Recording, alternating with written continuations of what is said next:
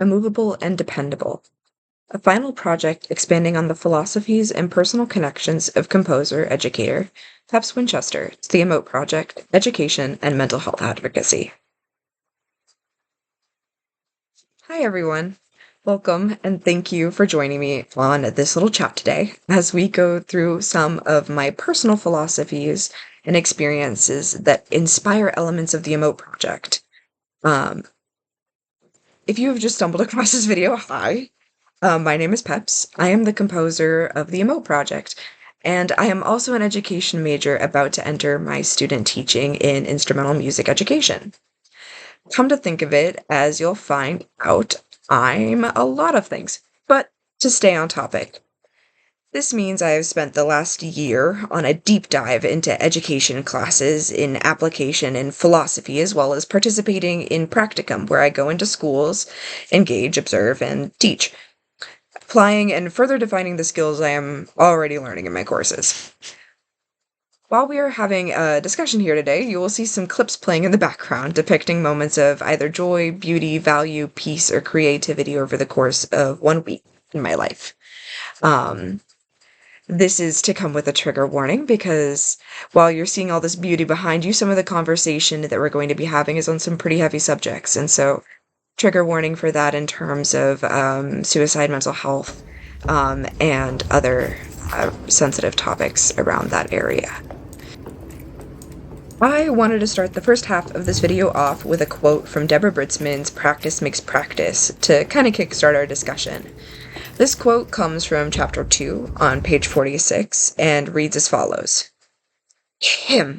Implicit in these critiques is a concern about the pacification of knowers and what is to be known. When knowledge is reduced to rigid directives that demand little else from the knower than acquiescence, knowers are bereft of their capacity to intervene in the world, and knowledge is expressed as static and immutable. Conformity, however, speaks to something more than the uniformity of thought and the standardization of activity.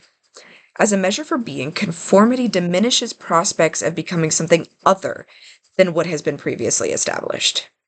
In this sense, the forces of conformity are repressive. Okay, that's pretty dense. I hope I didn't lose you there. But it is really important to me that you hear those words directly from this amazing author.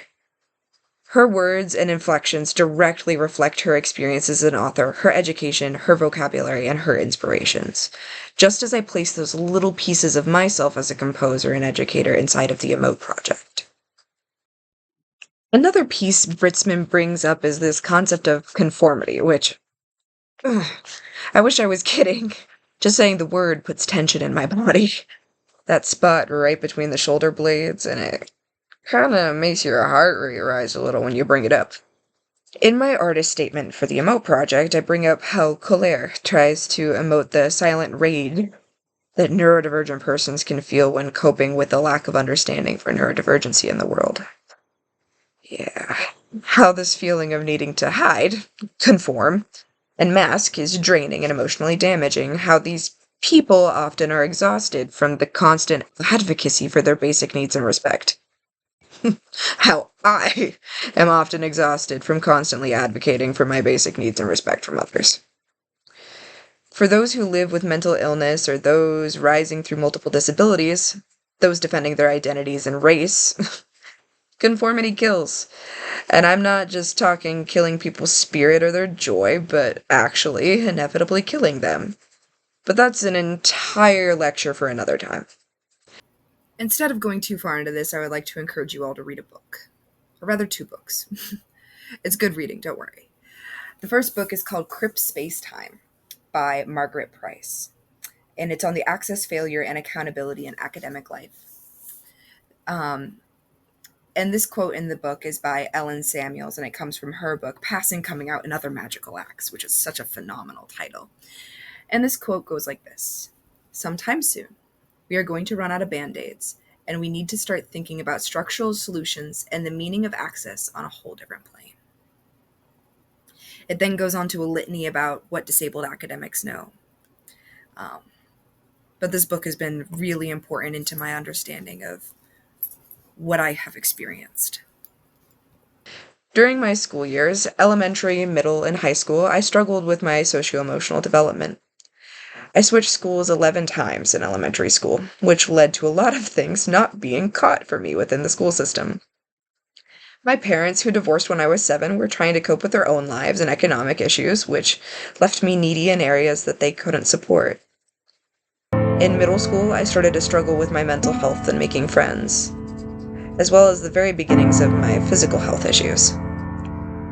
I would have one friend in about every friend group in the cafeteria, which would make things challenging. I had a hard time being friends with people in school versus outside of school. I would get in trouble for laughing in class or expressing pain or made fun of for crying. I was told my emotions weren't safe there, not unless it was locked away, right, inside of the counselor's office. I would become known as the lone wolf or friendly independent. They like being alone.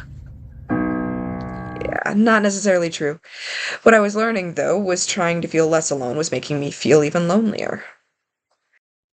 It was also at this time that I began to be outed by my friends in school. People would ask me if I was trans or lesbian because of the way I dressed, and I didn't have a good answer for them. Feeling that I had to conform to an identity the world must have for me, a label. I'd eventually adopt one of those. It was around this time that I began to self-harm, which ultimately led me down a path towards suicidal ideation in high school. It was irrational, painful, and terrifying. I was afraid of my own body, my pain, and my emotions. I very, very lightly graze over this in my artist statement for the Emote Project. However, a team of educators in high school stepped in to intervene when things were getting bad. And because of this, a team of incredibly well-trained and experienced educators I have the ability to teach today. Got the help I needed, and they helped me prioritize the work I needed to do over the work I was told to do. They helped me work within the system to get the help, support, and stability I needed, even where the system and its suppressions in place were holding me back. As an artist, these experiences hold inspiration for me. However, as an educator, these experiences hold anxiety and fear, something I am very much still working through. Questioning my ability to be a good educator, despite the expectations of the community on professionalism and conformity. Questioning if I will be welcomed due to the expectations of me set by society as a disabled non-binary educator. Or rather, the lack of expectations. Questioning if I can have the open relationship with my students needed to have a successful classroom environment. The communication and the community.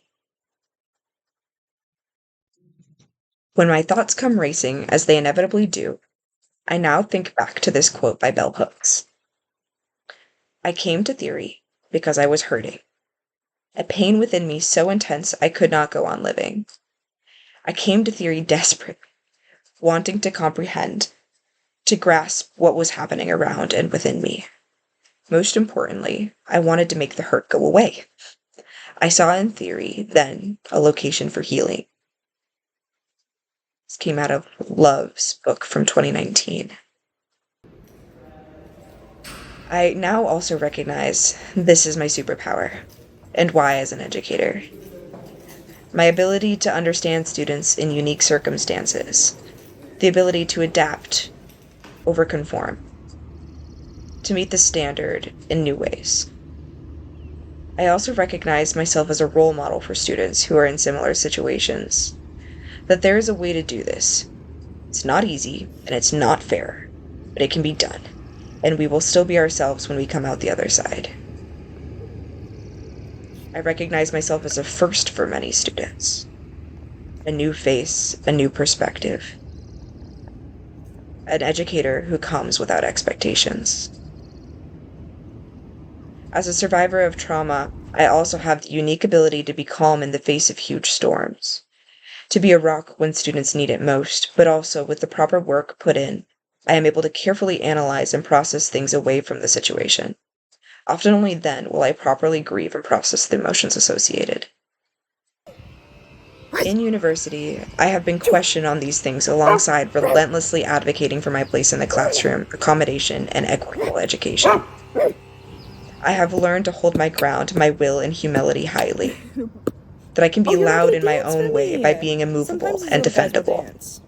I will be immovable, defendable, and dependable for my students. I will communicate and teach my students to communicate clearly, with clarity coming from a place of kindness, not correctness, from empathy, not apathy. I will be a safe place for my students to feel, to play, to find space outside of the confines of societal expectations, to zoom out so they do not lose themselves in what is being built around them, to defend their rights to an education that supports their whole being. My vision, my pedagogy, is built by my experiences, by the educators who have taught me and the systems that have raised me, among other things. For better or for worse, a lesson was learned in each experience, as it will be for my students as well.